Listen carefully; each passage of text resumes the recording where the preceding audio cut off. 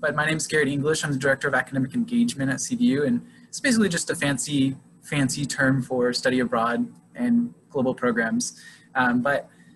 So I met Living and Learning a while back, and we've kind of been building this relationship between our two organizations, and they partner with a lot of Christian universities, and so they have a really fantastic program. So Ashleigh, I've been learning a little bit more about Ashleigh every day, but she actually grew up in Argentina, right? And then lived in Ecuador. So she has a lot of Latin American experience. And then Bryan, I don't know Bryan's backstory, but I know he's based in Ecuador right now. Yeah, I actually grew up in Ecuador too. I was here for 13 years as a kid. So that's awesome. Yeah. Yeah, both Bryan and I went to the same elementary/middle school, high school. So I knew Bryan as a little kid, if you guys want any stories. Wow, that's crazy. It's a small world, huh? Yeah. It's fun to work together. Well, Ashleigh, I think I wanted to just start just maybe having you introduce the programs a little bit, and then I'll let Bryan take it as well. And I'm going to have the boring section at the end. Basically, if students have questions on how do you start the study abroad process on the CBU side of things, what does that look like? What about financial aid? And I think you guys could probably ask questions at any point, and you can enter it into the chat too if you don't want to disrupt anyone. But yeah. Well, hello, you guys. My name is Ashleigh Delos. I currently live in Wheaton, Illinois.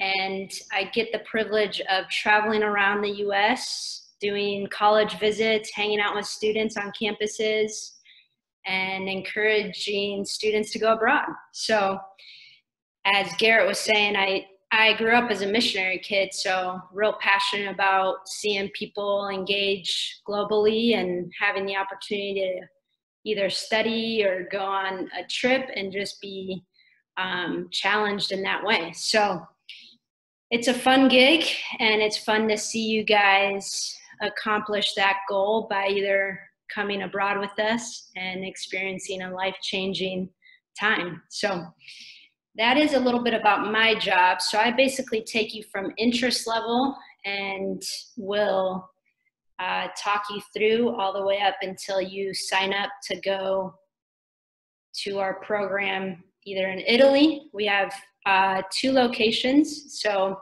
we have Quito, Ecuador, which is in Latin America.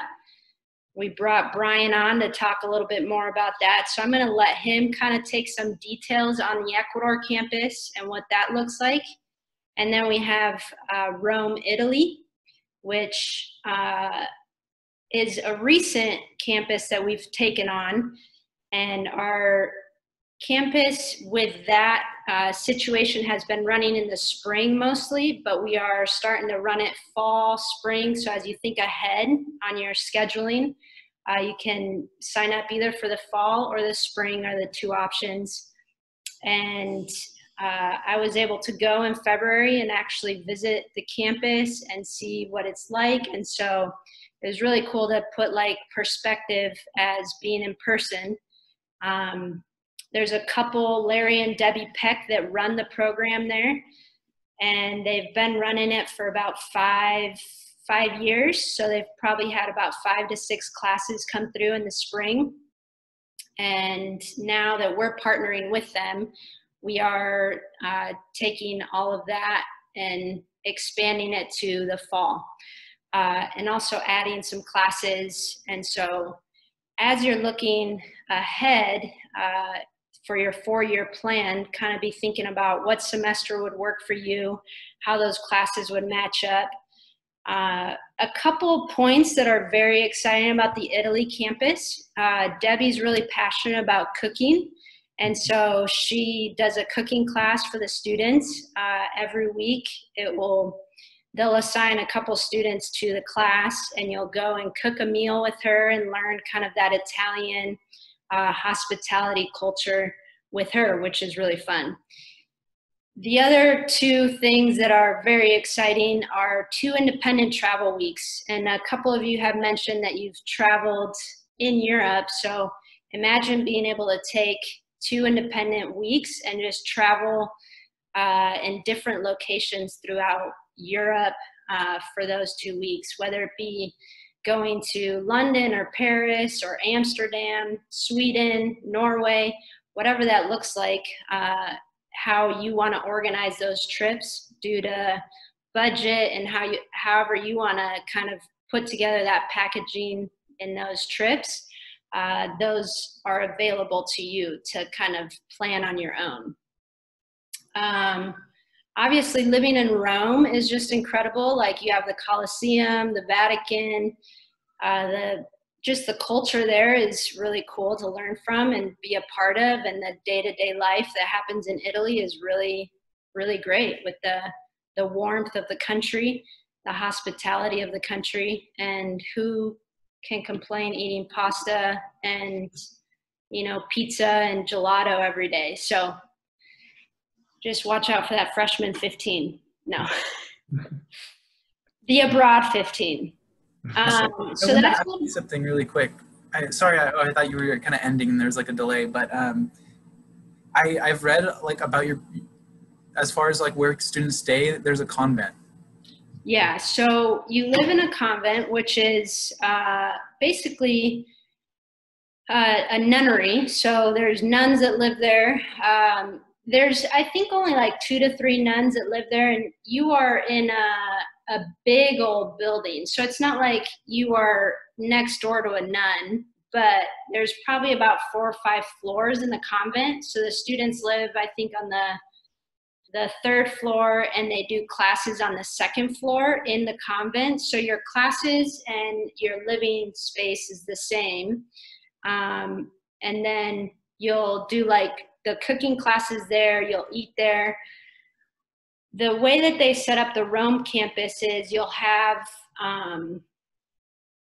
I think, 14 meals a week that are provided by the program, and then you're responsible to kind of pitch in for the rest of the meals for the week. So whether that be like going out to eat or buying some groceries and cooking it back at the house or at the convent.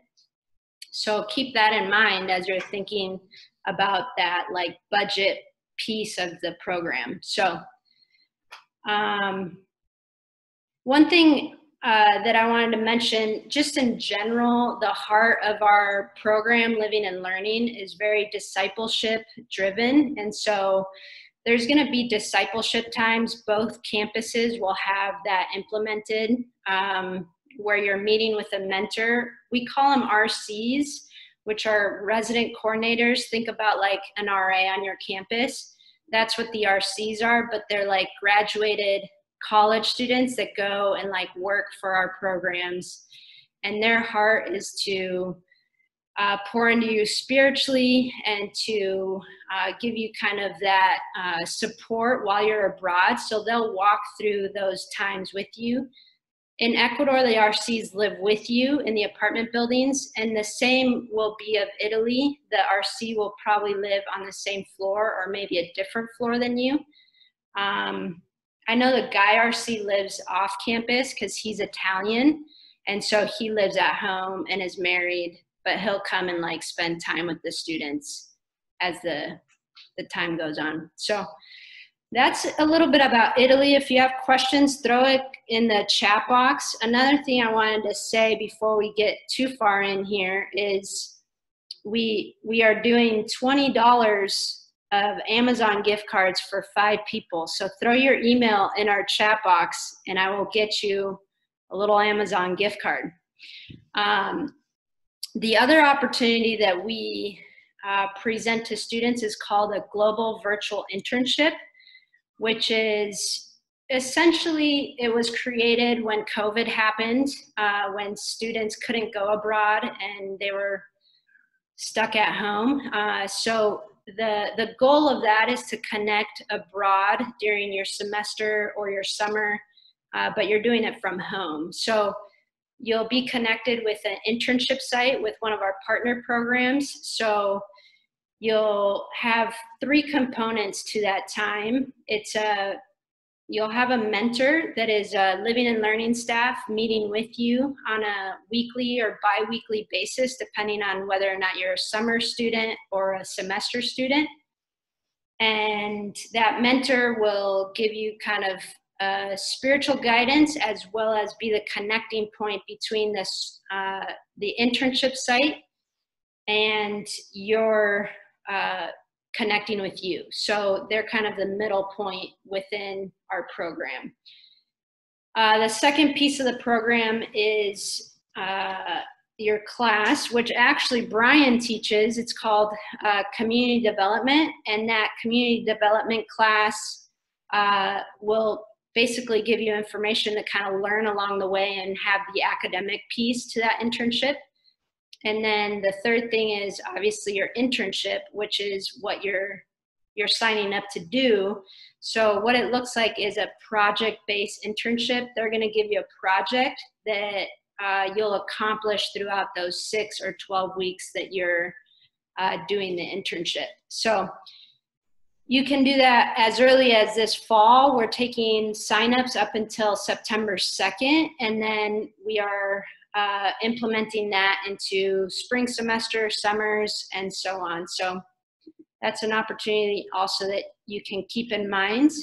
And then we also have a summer internship and a summer Spanish class in Ecuador. So we haven't built out any summer option for Italy yet, but we are in the works of figuring out something for summer there.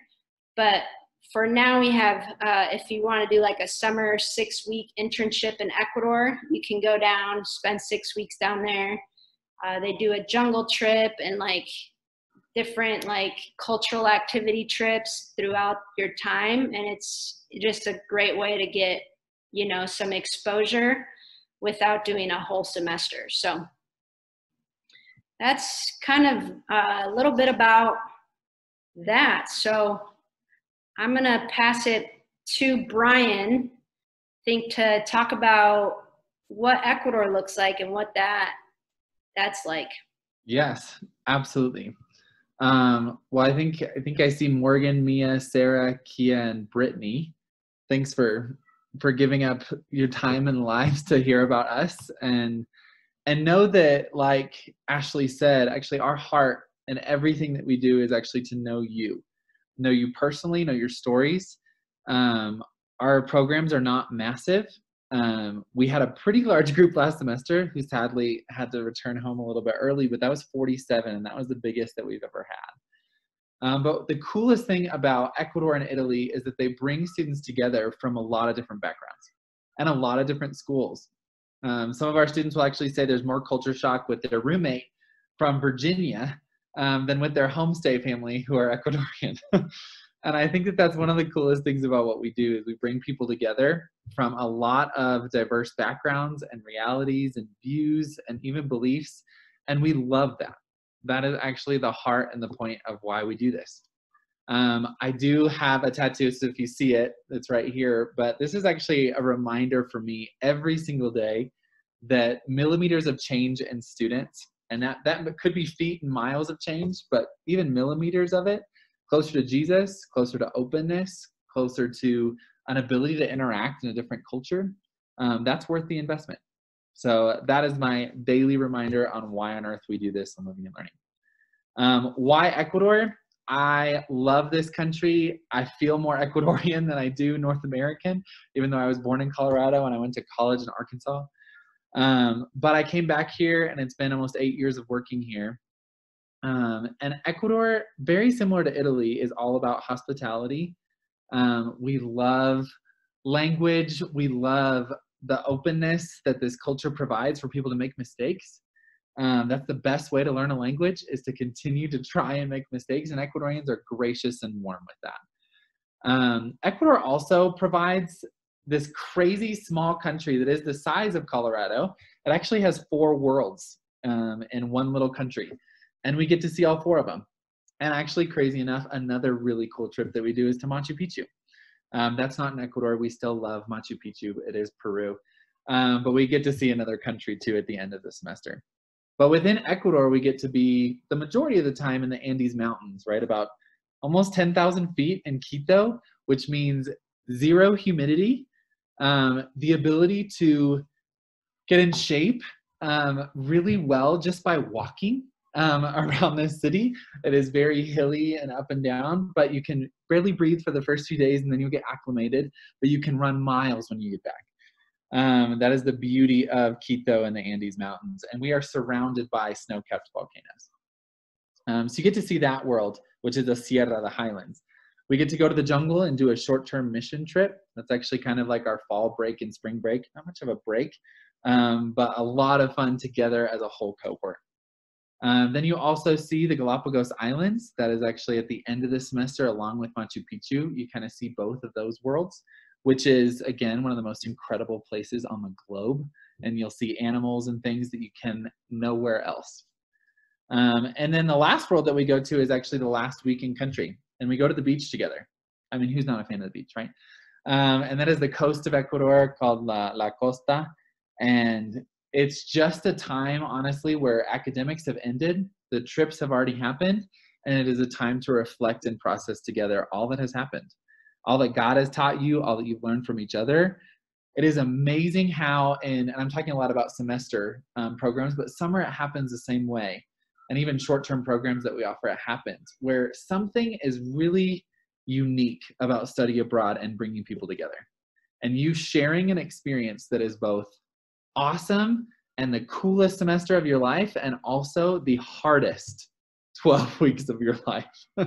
We hear that every single semester.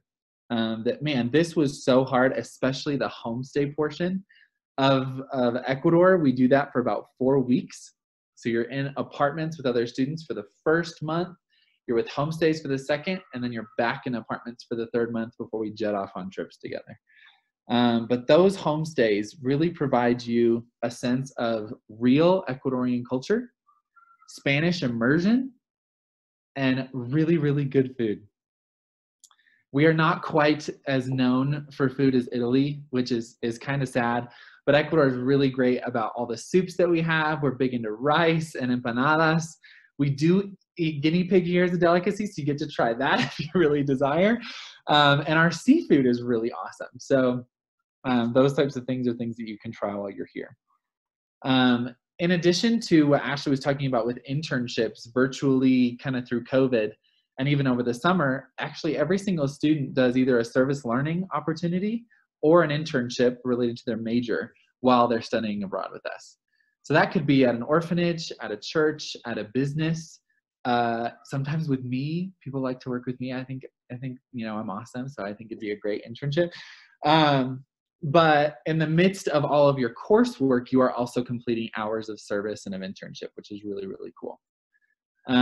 Last thing I'm going to touch on are the reality of academics. Ecuador is again kind of the longer standing program within Living and Learning, and we offer a lot of options for classes. And people are like, wait, I study, you know, business and I need an upper division business class. Can I go to Ecuador and study abroad? The answer is yes, you can, because we now offer a 300 level business class called Social Entrepreneurship, Business with a Heart. And I love that class because I teach that class, so crazy enough. We also offer spiritual formation. We offer intercultural communications. We offer an Ecuador history course that actually everybody takes while they're here, and of course, Spanish. And what's cool about the way that we do Spanish courses is that they're actually kind of tiered. They're pretty intense, and you actually get an entire semester's worth and about 4 to 5 weeks of class. And that's because we actually want you to be able to complete your entire language credits. Typically that's 6 to 8 units, and you can actually do them in sequence in Ecuador, right? So you don't want to take 101 and 102 at the same time. You want to take 101 and gain that knowledge and experience and then move into 102. So we actually have 2 cycles of Spanish that allow students to do that. We also have upper division Spanish classes if you're a Spanish minor or major.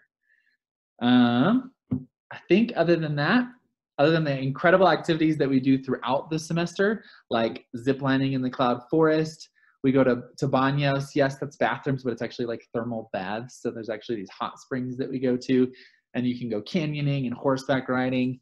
And then your homestay families will legitimately take you to lots of different places that we never get to see, but you get to experience. So that is the broad overview of who we are and what I get to do. I am the director of the program in Ecuador, and I also teach 2 classes, that social entrepreneurship and a community development course. any questions from y'all on Ecuador and what on earth we do here?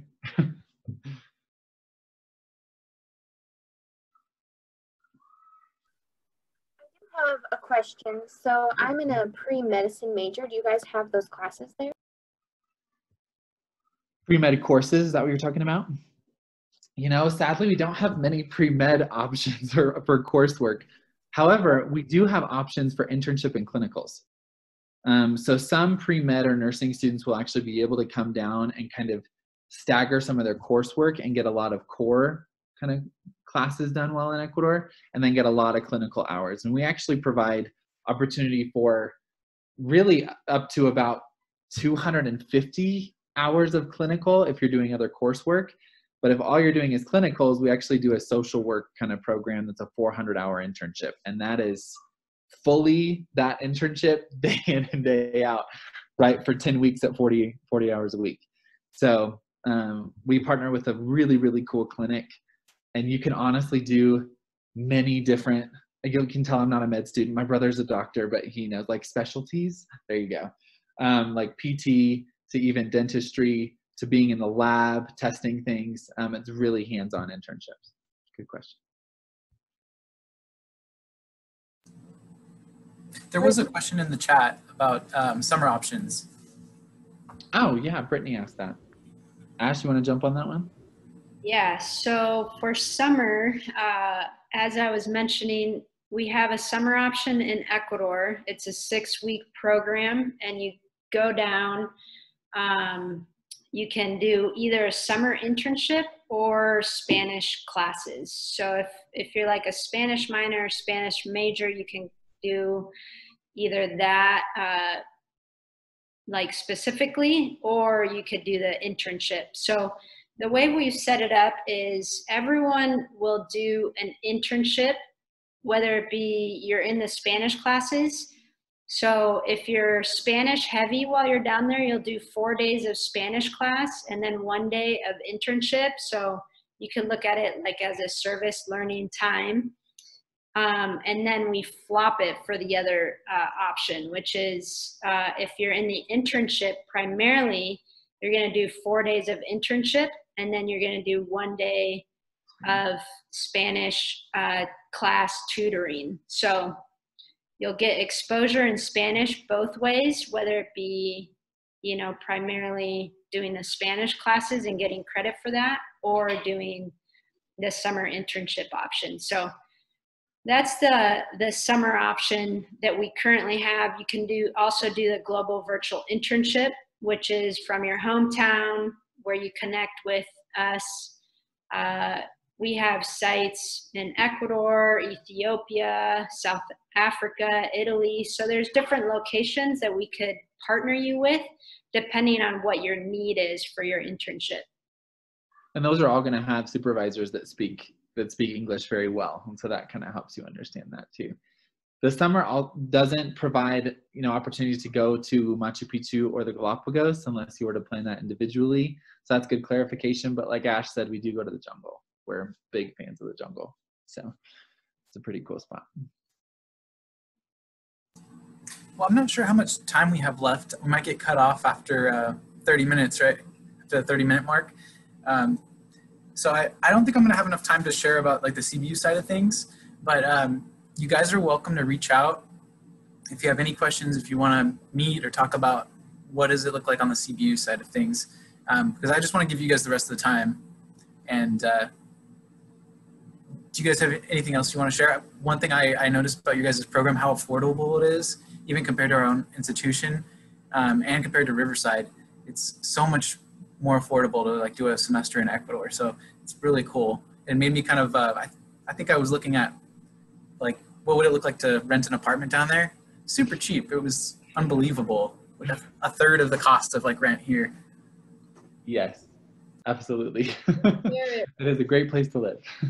Garrett, we do have a bit of time. We're on our system and we have a lead system, so it's not going to kick us off. If you just want to talk through real quick, I think a big question students always ask is like the cost, how does that work? And then transfer of credits and all of that. If you want to just talk through application maybe on your side, and then we have an application on our side that we have all of our students fill out because everyone's coming from different locations.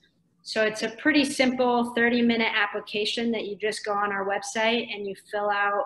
If you're looking for like the Italy semester, Ecuador semester, it's the same application.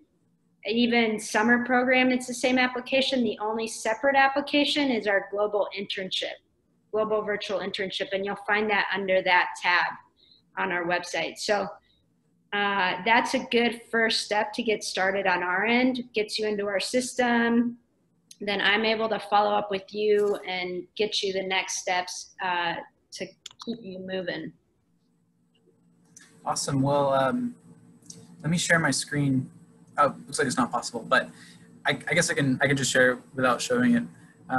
So basically what you guys should know as CBU students, if you're like a freshman, you have to basically spend 1 academic year at CBU before you can study abroad. So as a freshman, you can still start on the process and go over summer, but just that during your first year, you are required to be at CBU.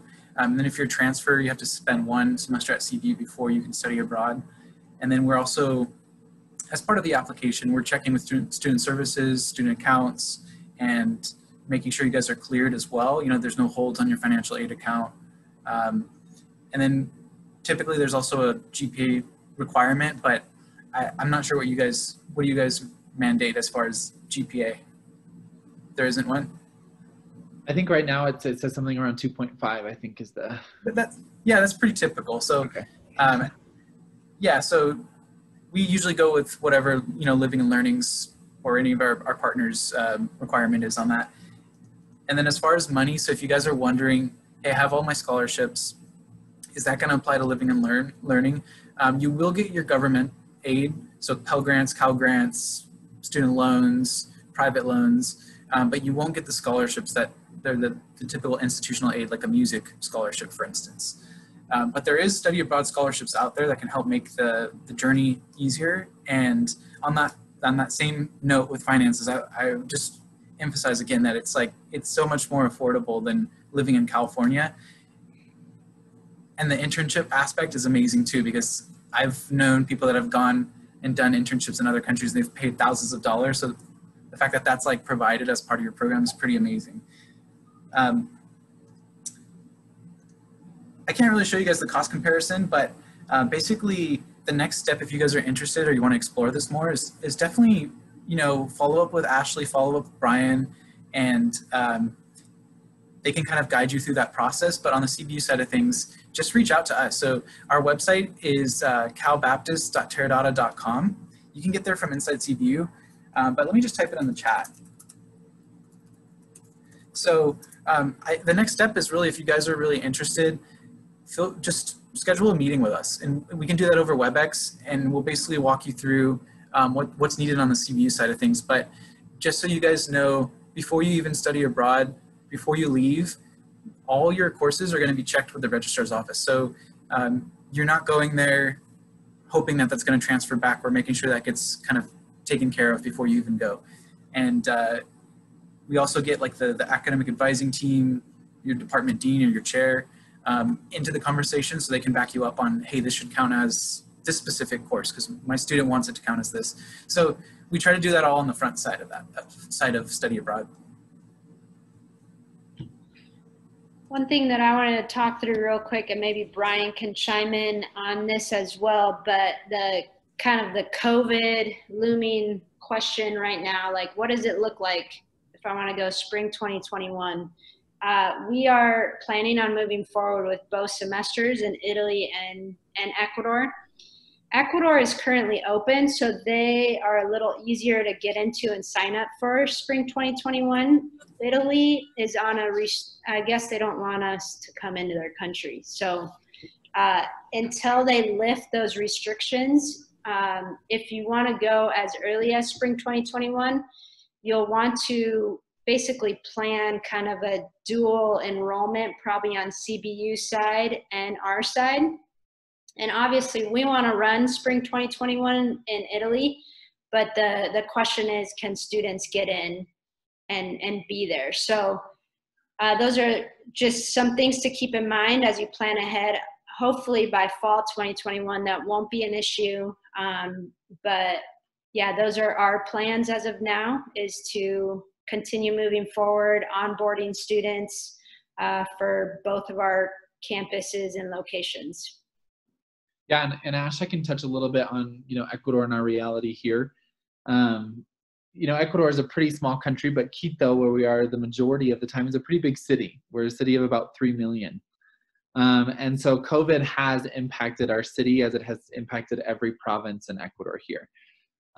But our rates and our numbers are not astronomical for the size of who we are. I think total cases to date, including those recovered, and again, data is complicated and things, is around 100,000 cases total.